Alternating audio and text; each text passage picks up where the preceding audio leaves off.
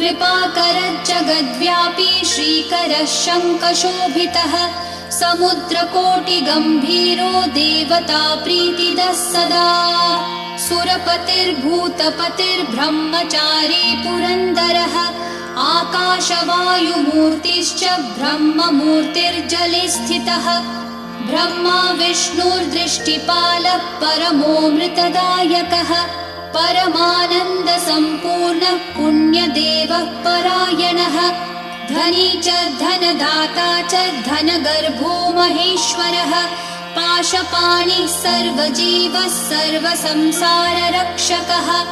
देवकर्ता ब्रह्मकर्ता वसिष्ठो ब्रह्मपालकः